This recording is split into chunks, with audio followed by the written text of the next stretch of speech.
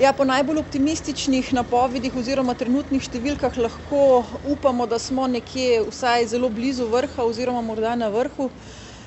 Morda bo v naslednjih dneh nekoliko težje to ocenjevanje, ker se je spremenil sam režim testiranja. Vsekakor pa v bolnišnicah še nismo na vrhu oziroma smo daleč od tega, da bi lahko rekli, da je stanje vsaj približno normalno. V večini bolnišnic se še vedno pretežno ukvarjamo z bolniki, ki imajo COVID kot primarno diagnozo ali pa ugotovimo, da imajo COVID, ko pridejo v bolnišnico zaradi drugih težav. Če primerjamo podatke od včeraj do danes, se je število hospitaliziranih povečalo skoraj za 100 v intenzivnih enotah, sicer stanje še sorazmerno mirno, ampak vemo, da potem, ko se enkrat začnejo bolnišnice polniti, po kakšnem tednu začnejo bolniki v večjem številu prihajati tudi v intenzivne enote. Tako da ja, upamo, da pa bo v naslednjih dneh vsaj v splošni populaciji dosežen ta tako imenovan vrh in potem ponavadi je nekje v roku 10 dni se začne situacija izboljševati, se pravi zmanjševati število okuženih in seveda to privede potem tudi do izboljšanega stanja v bolnišnicah. Zanima pa Omikron je prinesel dvoje, najprej prepričanje o tem, da gre za blažji potek bolezni, da torej nas ni treba tako skrbeti, da bi končali v bolnišnici, pa vendar pravite, da se tudi tukaj številke povečujejo. So to že pacienti, bolniki, ki so okuženi z Omikronom in pa seveda na drugi strani optimizem pred pomladjo, poletjo, da se bomo vendarle znebili te epidemije. Mogoče vaša ocena, svet se odpira, nekatere evropske države so praktično opustile že vse ukrepe. Ja, države, ki so opustile ukrepe, imajo zelo dobro precepljenost. To moramo vedeti, da predvsem v Združenem kraljestvu in pa na Danskem je precepljenost sploh v skupinah, ki predstavljajo povečano verjetnost, da bo prišlo do težkega poteka in sprejema v bolnišnico, je pri njih precepljenost praktično skoraj do 100%. Pri nas smo daleč od tega, tako da razmere je zelo, zelo težko primerjati. Seveda Omikron je drugačen, kot so bili predhodne variante. Pri večini v resnici povzroča bolj nek prehlad, ki sicer poteka z vročino, je seveda manj prizadetosti pljuč, ampak hkrati se moramo pa zavedati, da tudi če rečemo prehlad, ki ga povzročajo rinovirusu, pri nekomu, ki ima sicer neko kronično bolezen, lahko privede do tega, da se ta kronična bolezen poslabša do te mere, da je potreben sprejem v bolnišnico, ne zaradi samega prehlada, ampak zaradi poslabšanja osnovne bolezni. Nekdo, ki je prej lahko skrbel sam zase, pa zdaj dobi okužbo, se mu lahko njegovo v bistvu funkcionalno stanje toliko poslabša, da ni več sposoben skrbeti sam zase. In podobno videvamo tudi sedaj pri Omikronu. V bolnišnico prihajajo ljudje, ki se jim poslabša osnovna bolezen zaradi tega, ker je prišlo do okužbe. Tukaj gre za bolnike s sladkorno boleznijo, s kronično ledvično boleznijo, s srčnim popuščanjem, s pljučnimi boleznimi. Do tega ne bi prišlo, če ne bi bilo okužbe. Se pravi, tukaj zdaj malo govorimo o tem, kaj je prej jajce ali piščanec, tako da ja, tudi Omikron privede do tega, da ljudje potrebujejo bolnišnično zdravljenje. Morda na drugačen način, vendar tega na vsak način ne smemo podcenjevati. Za današnji dan se je torej spremenil režim testiranja, PCR ni več dostopen oziroma na voljo za vse, hitri test je nekako postal merilo. Smiselen in pa seveda prihaja tudi s tem slovensko covidno potrdilo. Ja, v tem trenutku je vsekakor potrebno poskrbeti za vzdržnost delovanja mikrobioloških laboratorijev. Mikrobiološki laboratoriji seveda primarno niso namenjeni samo diagnostiki COVID-19, ampak opravljajo še številne druge funkcije. V tem trenutku so pravzaprav vse, ki so bili sposobni in ki so imeli dovolj znanja, uporabili za to, da so se delali enormne številke PCR preiskav.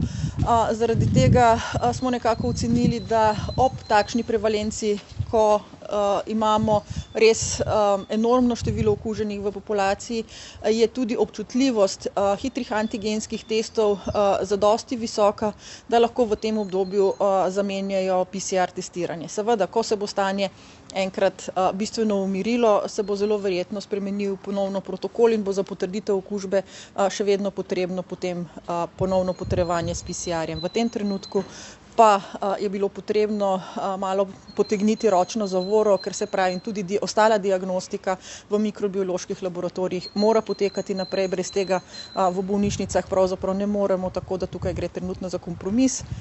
Bomo pa videli, kako se bo to obneslo v naslednjih dneh. Seveda je pa potrebno poudariti, da vsi, ki imajo pridružene bolezni oziroma dejavnike tveganja za težji potek bolezni, pa še vedno z napotitvijo izbranega zdravnika gredo na diagnostiko s pomočjo PCR-ja.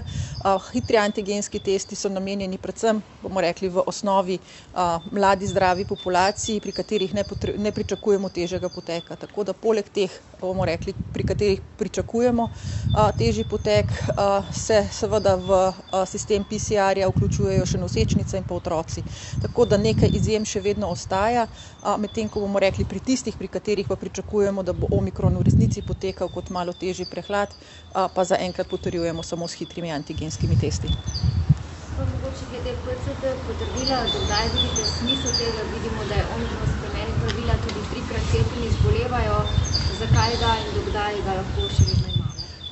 Zaenkrat bo ta princip PCT-ja še ostal v veljavi, kljub vsemu se moramo zavedati tudi tega, da osebe, ki so 3-krat cepljene, zbolevajo z bistveno blažjo obliko bolezni kot tisti, ki niso cepljeni.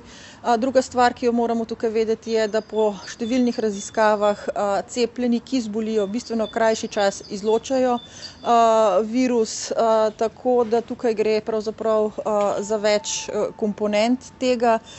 Vsekakor pa že ves čas poudarjamo, da seveda tudi prebolevniki in tudi cepljeni lahko zbolijo in da seveda je tudi pri njih potrebno redno testiranje. Tako da v tem trenutku ostajajo ukrepi takšni, kot so.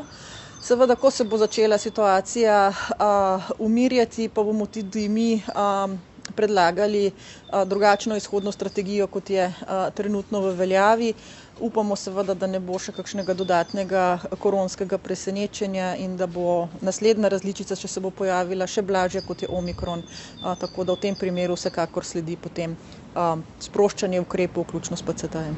Kdaj bi lahko mogoče s tem sproščanjem pričeli, ko bodo, ne vem, številke na kakšni krivulji, po kakšna bo ta izhodna strategija, bo bolj postopna, v bistvu tako kot Britanci, ki so pravzaprav razglasili dan zmage in odprli vse. Britanci so, kot se spomnite, to že enkrat naredili, pa se potem malce pokasali.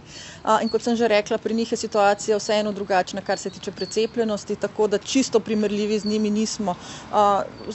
V svetovalni skupini se definitivno bolj nagibamo k postopnemu sproščanju, se pravi, bi poiskali najprej tiste dejavnosti, pri katerih lahko ocenimo, da je najmanjše tveganje, da bi zaradi sproščanja ukrepov prišlo do poslabšanja epidemiološke situacije. Vsekakor smo mnenja, da je potrebno priti do tega, da vidimo, da se stvar umirja in da je stabilna. Ob seveda kakršnihkoli velikih premikih lahko žal ob slabi precepljenosti zelo hitro pride do ponovnega poslabšanja. Sicer trenutno se nakazuje, da se bližamo umirjanju, tako da jaz upam, da nekje čez 14 dni, da bomo lahko se začeli pogovarjati o sproščanju, ne o zaostrovanju ukrepov.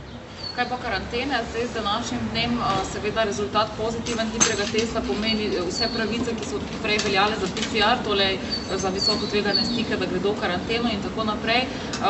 Še se razmišlja o morebitnem kakšnem krajšanju, zdaj prve nekako dnevi so pokazali, da to krajšanje izolacije, pa tudi karantena mogoče ni najbolj na mestu, kar se epidemiološke slike tiče. Kaj lahko v zvezi s tem pričakujemo? Kar se tiče krajšanja karantene, pravzaprav ne. Nekako je smiselno imeti karanteno v trajanju približno 2 inkubacijskih časov. Vemo, da večina ljudi pri omikronu zboli nekje v prvih 3 dneh, se pravi, tukaj smo na 6 dneh, pa potem še bomo rekli en dan za rezervo.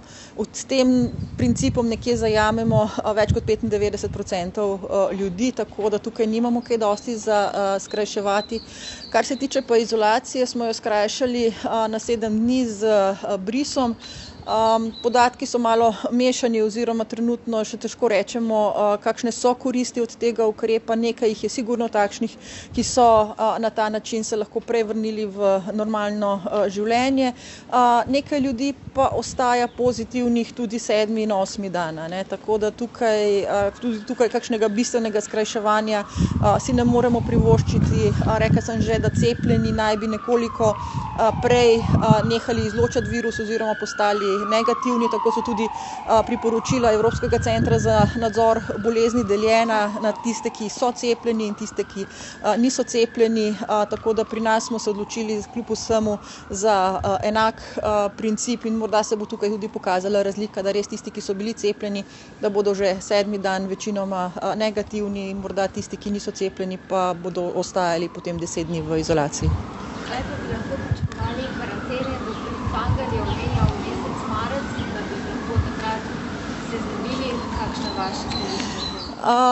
Zdaj se pravi, karantene so področje, ki ga primarno pokrivajo epidemiologi in tudi svetovalna skupina sprejema njihovo mnenje. Vsi upamo seveda, da z umirjanjem tega vala epidemije in z izboljšanjem epidemiološke situacije, pa seveda s pomladanskim vremenom, ki je manj ugodno za širjenje virusa, da se bo stanje izboljšalo do take mere oziroma da bo situacija takšna, da karantene razen v izjemnih pogojih v resnici ne bodo potrebne.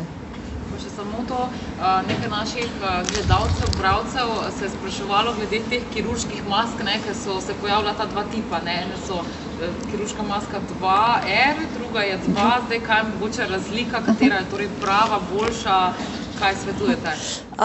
Ja, zdaj tako, pravi sta obe sta kirurški maski, razlika pa je v tem, kadar gre za tip 2, v bistvu ščitimo mi druge pred sabo, se pravi ščitimo okolico pred tem, da bi, če smo mi okuženi oziroma da delci, ki nastajajo pri govorjenju, dihajo, ne prehajajo v okolico.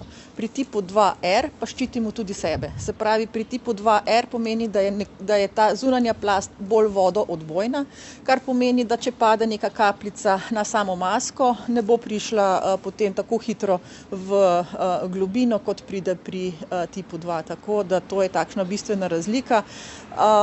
So pa definitivno tako tip 2 kot tip 2R bistveno boljša zaščita, kot je zaščita, če uporabljamo maske iz blaga ali samo navadne troslojne maske iz papirja. Se pravi, tale ne piše, samo je zelo težko verjetno nadaljavo, ne? Napiše na škatli, drugače pa na posamezni maski pa te oznake ni. Pa ni, ne. Ja. Cepljenje najbolj mogoče povedati za konec, da odpiramo na 57% smo obtečali, si lahko še obetamo kakšen odstotek, ali mislite, da je to in da bomo v bistvu s tem odstotkom morali tudi sproščati in iti ponovno v jesen? Jaz bi dodala, glede na spremenjena priporočila, menite, da se bo več ljudi cepilo tudi s preživitvenim odmerkom zaradi tudi mogoče tako potrdila, ne? Ja, z današnjim dnem se je spremenilo, ne, se pravi veljavnost, če smo cepljeni samo 2-krat, velja samo še 270 dni. Vsekakor se je smiselno cepiti tako primarno kot s poživitvenim odmerkom. Definitivno je pokazano, da poživitveni odmerek kar dobro ščiti tudi pred okužbo z omikronom, tudi pred temi blagimi oblikami okužbe, tako da ja, vsi, ki so se že 2-krat cepili, pa je minilo vsaj 3 mesece od primarnega cepljenja, je smiselno, da gredo tudi po 3. poživitveni odmerek. Tisti, ki računajo zdaj s tem, da se bo pojavilo cepivo, ki bo usmerjeno predvsem proti omikronu, vprašanje je, kdaj bodo ta cepiva v resnici na tržišču, in tudi naslednje vprašanje je, kateri virus bomo takrat imeli oziroma katero različico. Tako da čakati na nekaj, kar ne vemo, kdaj bo, in tudi ne vemo, kako bo učinkovito, pravzaprav ni najboljša strategija. Tako da še vedno je cepljenje tisto, ki najboljše ščiti pred težkim potekom okužbe. In ja, nikoli ni prepozno, ne. Se pravi, tudi če se zdaj odločimo za cepljenje, seveda se ne bomo tako dobro zaščitili proti tokratni različici, ampak pri koronavirusih smo se trenutno naučili predvsem tega, da nas vedno znova presenetijo, in morda naslednja različica bo mutacija potekala ponovno v drugi smeri, da bo potek morda ponovno težji, tako da tudi primarno cepljenje v tem trenutku ima svoj pomen.